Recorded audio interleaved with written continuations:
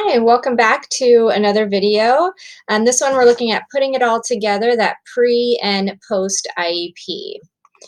So where to start with that pre-IEP? So collect your data. Do this over time.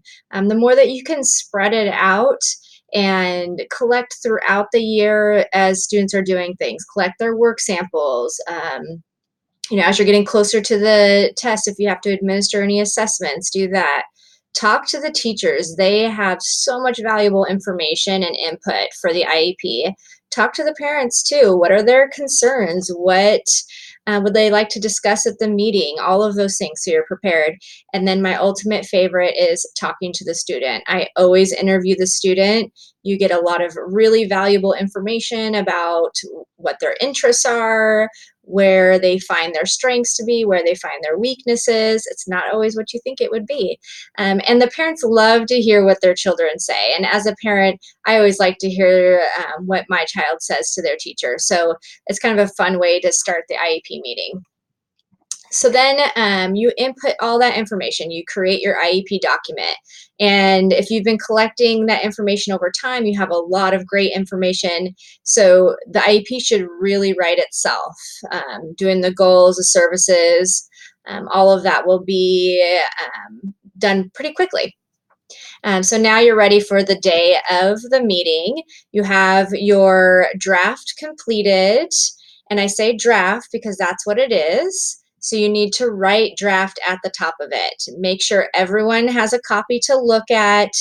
Um, and the reason for writing draft is because we want to make sure that the parents and the entire team feel like they're part of the process and they know that this is a document to be worked on during the meeting. You're not predetermining anything. Um, all of their input is valuable. Also, number the pages. So as you're going through the IEP, it makes it a lot easier to say, turn to page 5, turn to page 7, instead of saying, okay, try and find the special factors page. And that can get a little confusing. So number those pages and make sure everyone has a copy that has draft at the top. Then what I do is I keep one of them as the original, and I write original in pencil at the top, and all of the edits happen on that document. Okay, and I paper clip that one, and I staple the other ones just so I know the difference. I know which one I should be writing on. And that edited version is going to be your official legal copy of the IEP. Some teams decide to make those edits right into SACE as they're going. One person's in charge of it as the meeting's going on. That is totally fine. So some additional paperwork that you'll need. So procedural safeguards, you need to give those out to the parents, gives them their rights and the students' rights. If there's any disagreements, the steps to take for that. You can find that in your document library in SACE. So if you look under assessment plans and parent rights, that is where you will find them, and I highlighted it here for you. And then also the Medi-Cal notification page. So both of those you'll find in there. You'll also find an excusal form. This is one that you should not be using very often. This should just be in rare circumstances. But if someone is going to be excused from the meeting, either for the whole meeting or part of the meeting, you'll need to have that. And then other paperwork your district requires. So some districts like an attendance sheet so that there's a printed name and a signature, easier to tell who is there. The CAC information, we're always looking for parents to come out and volunteer for that. So, but you've had the IEP. Everyone is happy, hopefully, and signed in consent.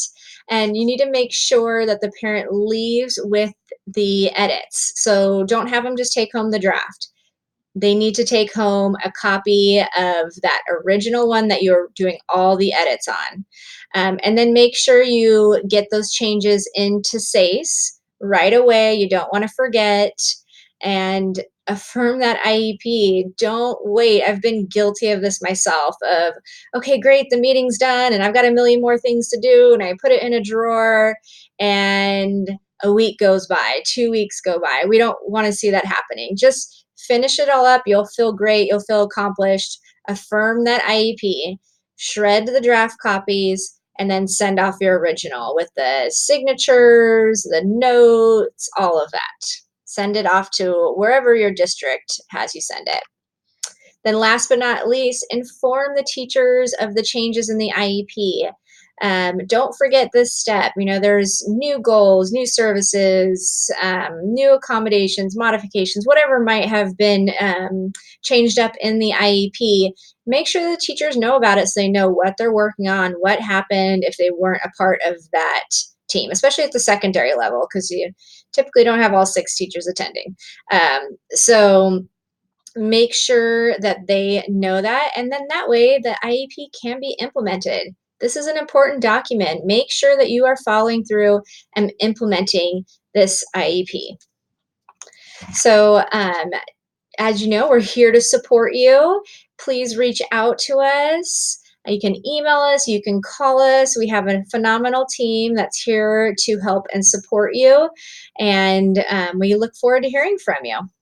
Have a great one.